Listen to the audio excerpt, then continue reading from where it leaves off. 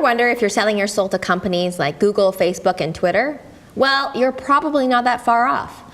From the algorithms that rule what is and isn't more important, to analytics about your personal life, yeah. What did you honestly think Facebook was doing with all those stats? They know who you like more and how to get money from companies who want to pay for your attention. I like Facebook and Twitter as much as anyone else, but what would happen if the government controlled social media? Join in on the conversation on Twitter and Facebook, and all together now, let's think about it. Let's start with some context. Think about what social media platforms you use. Even the show has Twitter and Facebook elements built into it.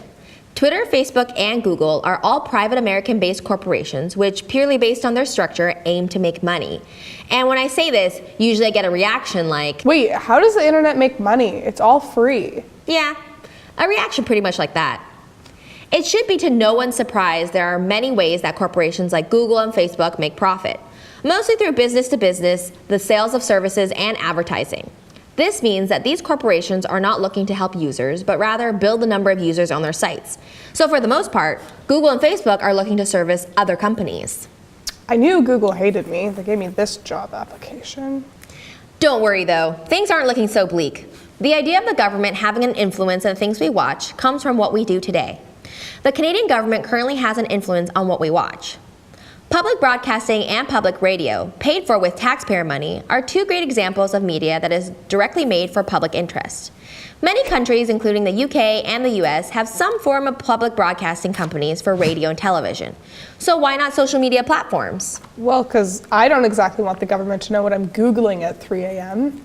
3 a.m. gets weird. I'm just going to pretend like I didn't hear that. Here up north, Canada has one of the biggest markets for government-funded broadcasting. The CBC distributes across hundreds of platforms and channels full of content annually. This government presence allows public broadcasters like CBC and funding bodies like Telefilm Canada to work closely with guilds and unions of creative professionals like writers, producers, and actors.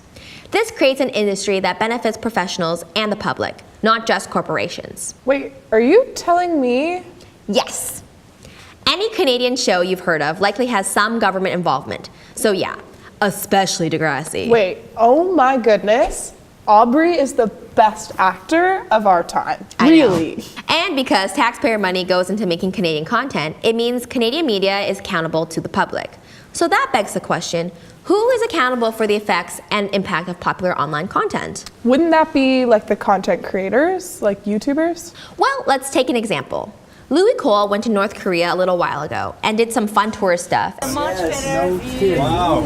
Yeah. Wow, it looks a lot different from up here. It has started raining again, but this is crazy. We're literally in a water park.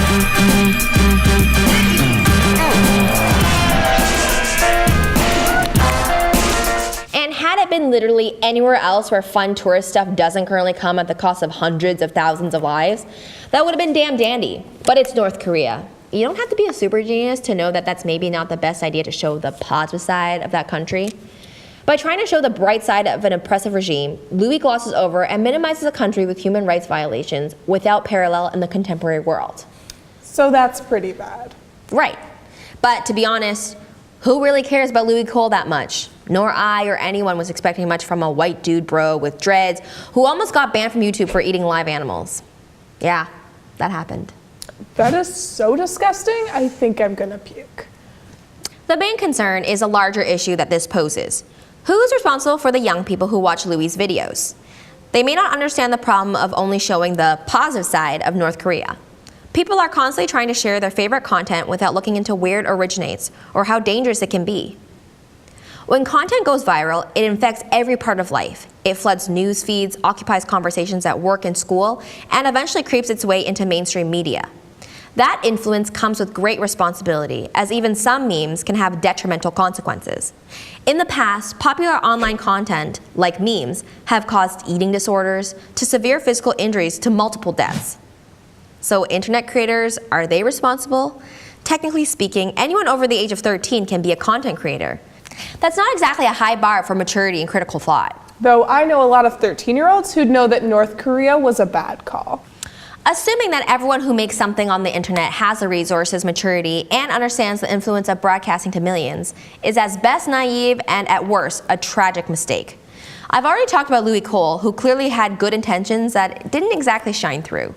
So if you want to talk about creators with not so nice intentions who would have made the news, let's take a look at a few examples. Mike Lombardo, in 2014, was charged for child pornography and exchanging and soliciting nudes from underage fans. Nicole Arbor, a YouTube comedian, sparked outrage for large-scale fat shaming in 2015, which resulted in her losing movie roles, but she continues to make videos despite them being controversial. So we can't really expect accountability from creators, and therefore I guess Louis Cole probably isn't the guy to blame. He's just enjoying himself.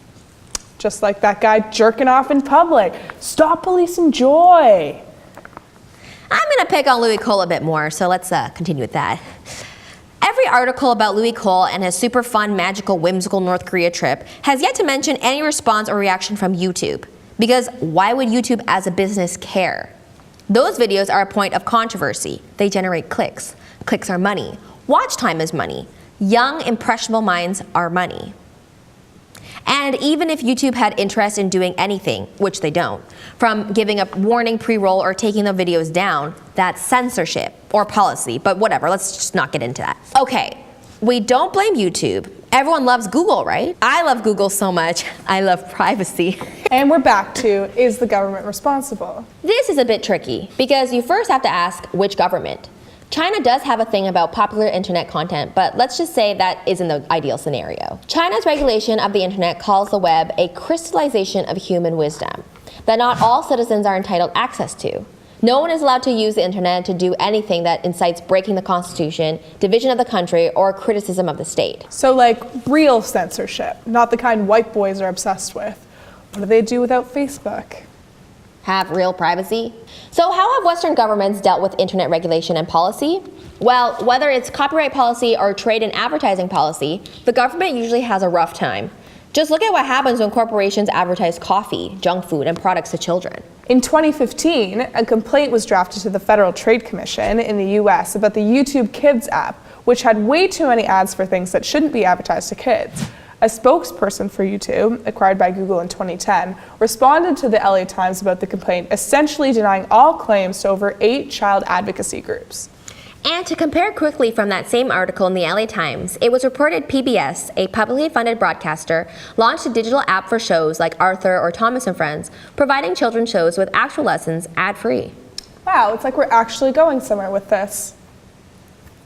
But another good question is, can the government actually do something to control the internet? Well, in 2012, there was an internet regulation attempt that went down badly, causing an online blackout. You may remember Wikipedia going dark and Google looking like this. SOPA, or the Stop Online Piracy Act, was an attempt to regulate stolen content like shows, music, and movies online. And a slew of internet-based corporations revolted. There was a Wikipedia blackout. But this didn't really work out, as a lot of users were upset by this and voiced their concerns online.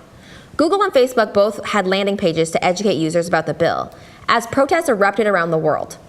This is where online media exerted its power altogether.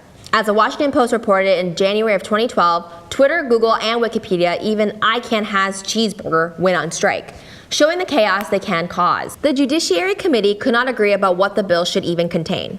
There were up to 20 changes suggested to the bill according to PCWorld.com, but none passed, and the bill was tabled indefinitely. Ouch, so pretty much like my career. If the government had even some control of social media, internet-based companies would likely have more motivation and resources to care about their users. These media giants would be able to work more closely with unions and guilds for media professionals. Social media would be even more socially driven, not commercially driven. Things would definitely be very different. Interns would likely be paid more. So next time you're wondering about how Google knew exactly what you were looking for, take a second and really think about it.